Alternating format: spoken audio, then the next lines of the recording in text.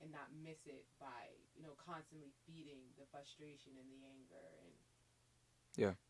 I have this workshop called Season Sit Down. And I've learned there are three phases to a season, any season. The first one is you have to fall in love with the season you're in. If you never fall in love with the season you're in, you'll regret, you'll be upset, you'll be frustrated. Like, I don't want to be here. I'm tired of waiting. I'm tired of being this. I'm tired of being single. I'm tired of not having a job. I'm tired of this. I'm tired of it. Tired. I'm tired. Tired. And that's everybody's first response to every season. Every season, a Chico, is the wilderness.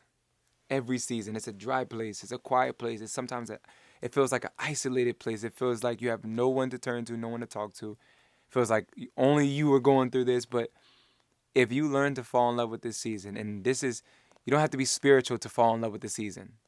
You just need vision. When you get a vision of where God is taking you, it helps you not just be planted where you are, but to know that where you are is productive. When you're waiting, you have to know you're waiting on purpose. When you're just waiting, no gas, I ain't gonna hold you. Let me put it like this. You text me like, yo, I'm 5 minutes away. Like, be ready when I come. Like, all right, say no more. You get to the house. They're like, yo, where you at? You don't hear no text back, no call. You're like, yo, come on. Yo, I've been waiting for mad long.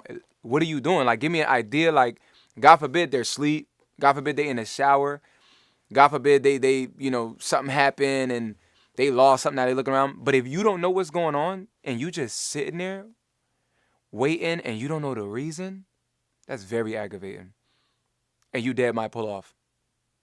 You dead might dip. Because you're like, yo, what are you doing? Now again, if the person goes, hold on real fast, I need 5 minutes because I have to get the money for when we going out. And let's say they don't want paying for everything. You wait on purpose. Okay. I'll wait. Do your thing. No, take your time. Handle that. Handle that so we can make sure we can enjoy our night. So I'll wait just a little longer because I know I'm waiting on purpose. I'm waiting and there's a valuable reason why I'm waiting. You get what I'm saying? And I don't believe God will withhold that from us. Jesus did his waiting season. He did his wilderness. He did his fasting and his praying. He knew where he was going. Even when the enemy came to tempt him, he was so focused because he knew where he was going. That's what got Jesus up the hill of Golgotha to carry his cross. He knew where he was going. He had a vision. That's what made him so focused. Besides the fact that he was God, he knew what his obedience would do. You get what I'm saying? And so what I would tell anybody that's waiting, to wait on purpose, as in God, grant me a vision of where you're taking me. And then when you see where he's taking you, you'll immediately see he's put some things in front of you that you can do in the meantime. And so, for example, there was a season I was in where I was sitting in front of a computer all the time editing videos. I'm like, God, you called me to be a director of films, not an editor of films. And I'm sitting there, I feel like I'm always setting up, unpacking, packing up, editing these long videos. And he said, son, it's because where I'm taking you. When you become a director, you're going to be really capable of directing because you did it before. You know the language. You set up. You packed up. You unpacked. You got shots. You knew how to call shots. You knew how to do it. So when I get you here, you'll be ready. Oh God, I'm waiting on purpose. This season is not in vain. And so it's very vital. It's vital to know why you're waiting. Know why you're waiting.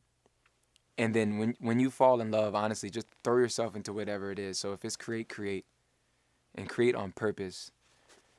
And don't make it a thing. Like I know people when they're in a waiting season, they'll make a thing out of what they were doing in that time when they were just supposed to be waiting for this. You know what I'm saying? It's like going to school and you're majoring in business, but you have an elective in art class. Let the elective be the elective. Let the major class be the major class. You're going to get here, but first it's a prerequisite to take care of your electives. But if I'm on my way to my major class of business administration where I'm going to be working, let's say, with finances, and I take this art class, I'm like, oh, this is dope. 'Cause I used to like art and I do stuff like this. And I go, well, I'm tired of waiting till I take that class. I'm going to just be an art major now. It's like, whoa, slow down. Don't make a thing out of what you're doing in the waiting season. Enjoy it, love it, but don't forget where you're going. Because Even if it's not a art class, it could be a relationship. We be meeting people on the way towards our destination. We don't know what they're supposed to be here for. We start attaching ourselves to them. Like, I be knowing people that'll meet people at this level and attach themselves to them at this level, not realizing God's got to take them to this level, and they going to meet people on this level. But because they settled at this level, because they waited too long. Okay. And now, I ain't going to get started on that. But to make a long story short, wait on purpose. Fall in love with where you are. And just create, have fun, live life, be you. But yeah, that's it.